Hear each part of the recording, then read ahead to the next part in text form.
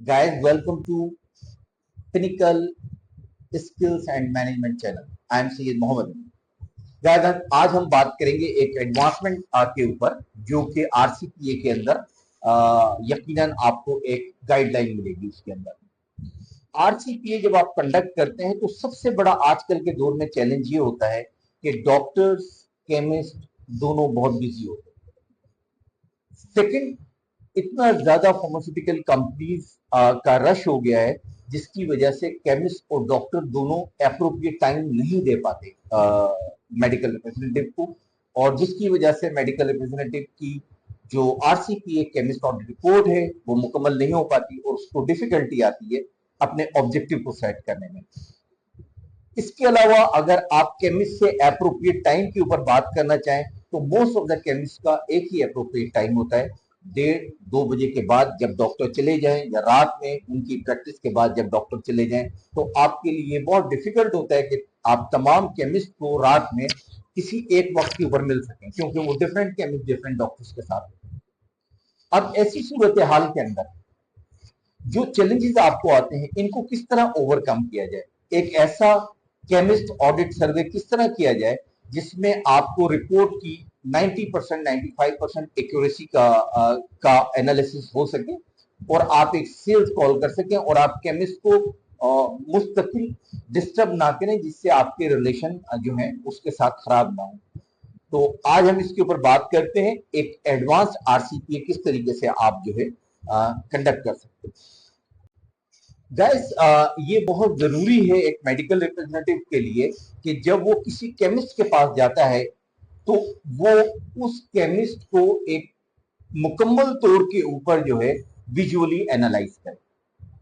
Visually analysis करने का तरीका क्या होता है कि आप केमिस्ट के शेल्फ को चारों तरफ से अच्छी तरीके से देखें ताकि आपको ये अंदाजा हो सके कि उसके पास कौन कौन से ब्रांड अवेलेबल है। अब जब आप केमिस्ट शेल्फ को बहुत देख रहे होंगे, एक स्क्रीनिंग कर रहे होंगे, तो आपको कुछ चीजों की प्रोडक्ट्स के स्टॉक लेवल बहुत ज्यादा नजर आएंगे।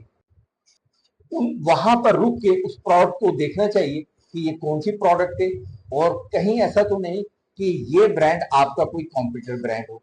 अगर वो आपका कॉम्पिटिटर ब्रांड है तो आप उस शेल्फ के अंदर ऑलमोस्ट जो है एक व्यू कर लें कि यहाँ पर कितने एक पैक पड़े हुए हैं, 2 पैक पड़े हैं, 20 पैक पड़े हैं, 50 पैक पड़े हैं।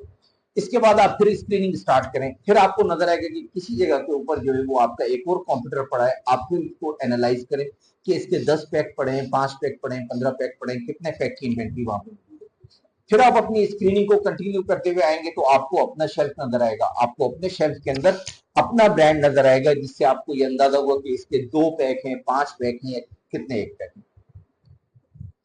अपने ब्रांड के बारे में तो गाइस आपको पता है कि इसकी लास्ट सप्लाई कब हुई थी और कितना स्टॉक आया था, तो आप बहुत इजीली अपनी कंजम्पशन का अंदाजा लगा सकते हैं कि अगर एक वीक में उसने मेरी कंजम्पशन इतने पैक करी हो तो मेरा लेवल ऑफ प्रिस्क्रिप्शन जो है ये।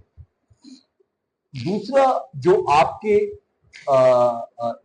कॉम्पिटिटर्स के शेल्फ के अंदर जो आपने स्क्रीनिंग करी वहां आपको नजर आता है कि वहां कॉम्पिटिटर्स के 20 पैक, 50 पैक और 100 पैक पड़े हुए थे।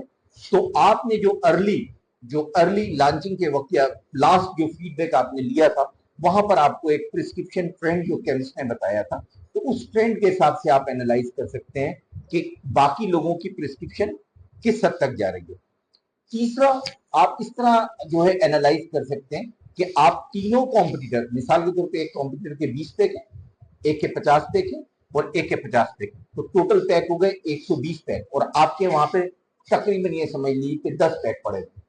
ठीक है, तो आप वहां पर एनालाइज कर सकते हैं कि आप उस मार्केट के अंदर से टोटल डॉक्टर आपको 7-8% का शेयर दे, तो आपके लिए बहुत बड़ी 93% जो है आपका कॉम्पिटिटर लेकर जा रहा है।